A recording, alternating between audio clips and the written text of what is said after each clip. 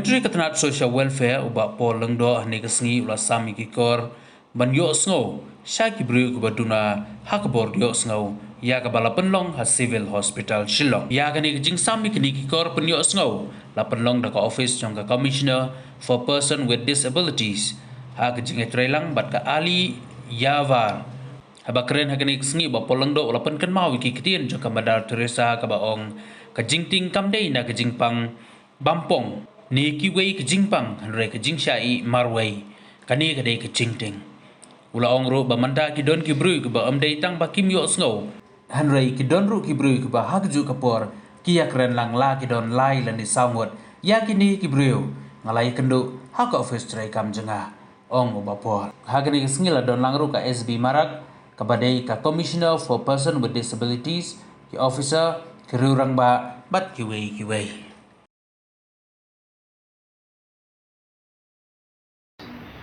on various lines to protect and give the entitlements to every disabled, especially in possession of the cards called the UID cards, which in fact is a kind of a ticket and access to any program or any provisions that are being given to the persons with disabilities.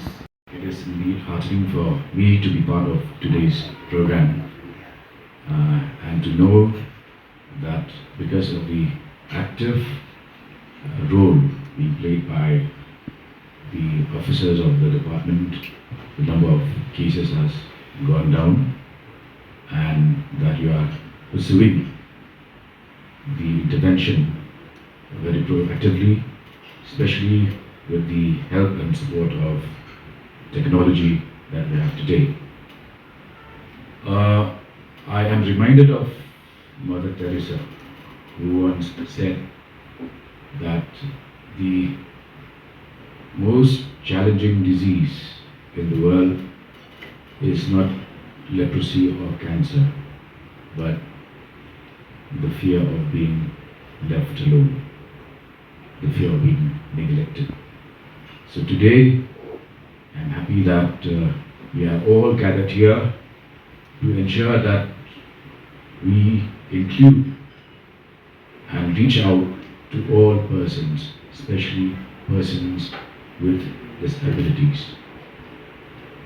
In fact, I'm thankful that Dr. Dylan has started off the proceedings by quoting from one of the poems that I wrote as a teenager. I actually forgotten those lines until I was reminded this afternoon.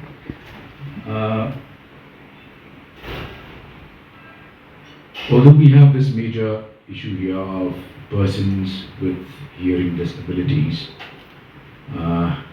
we also have to acknowledge the fact that we also live in a world where we not only have hearing disabilities, but we have a major problem of listening disabilities. I have people who meet me in the office, a group of 5 or 6 persons, and everyone talking at the same time. I wish I had 4 more pairs of ears to hear all of them. We have become so immersed in and so in love with our own voices that we do not hear and listen anymore. We do hear, but we do not listen. So I do not know if you can have a separate department to deal with that major deficiency that we have today, the inability to listen. It becomes a challenge to all of us who have all our senses and abilities intact to always feel grateful and express our gratitude to God by being His instruments while here on earth. I also read about this, one of the best orators on earth, Demosthenes, was born in ancient Greece. he became one of the greatest orators of his time while having a major speech challenge. He was always struggling to articulate himself. So he would go down to the beach and collect pebbles, and he would then use those pebbles, juggle them in his mouth until his ability to speak could improve.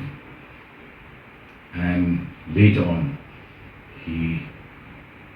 whenever he spoke, the entire world would turn silent and everybody would hear him.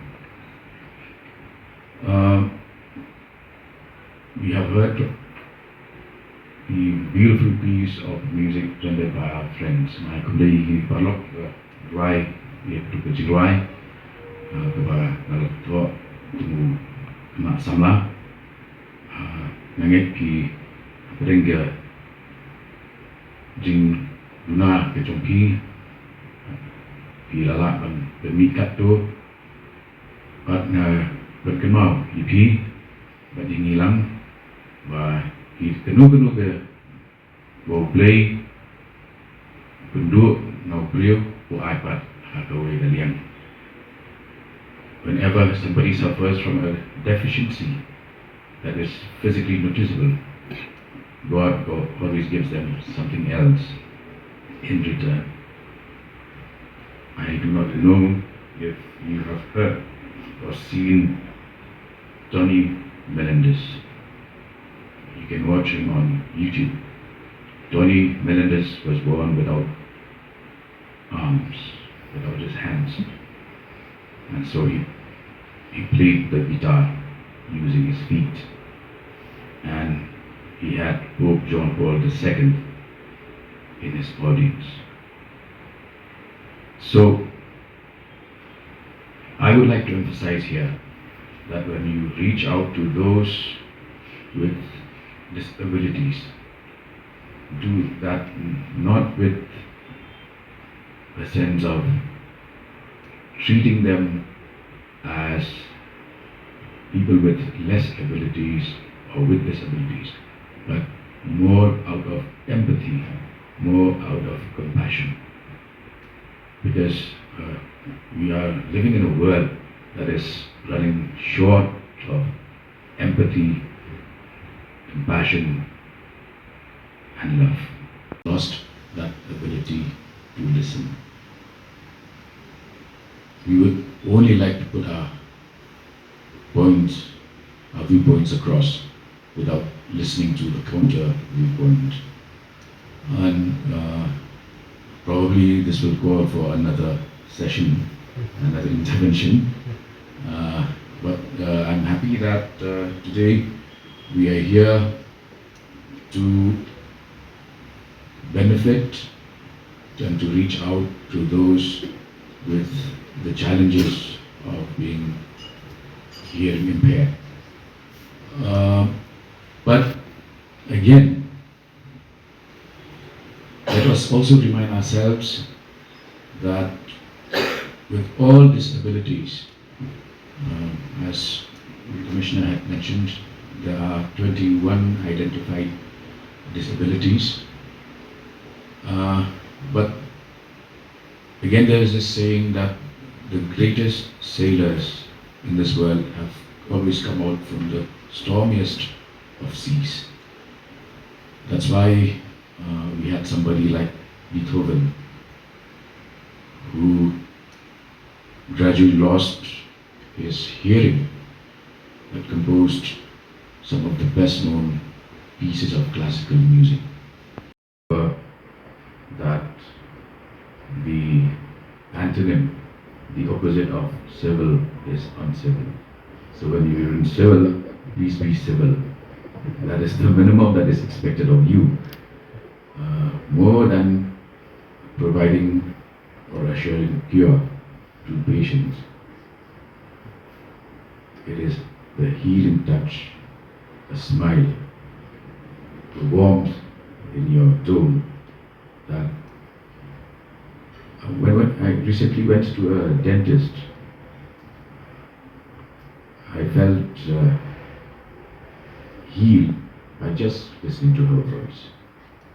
She had not actually touched me, but when she spoke, I felt that half of the pain was already gone.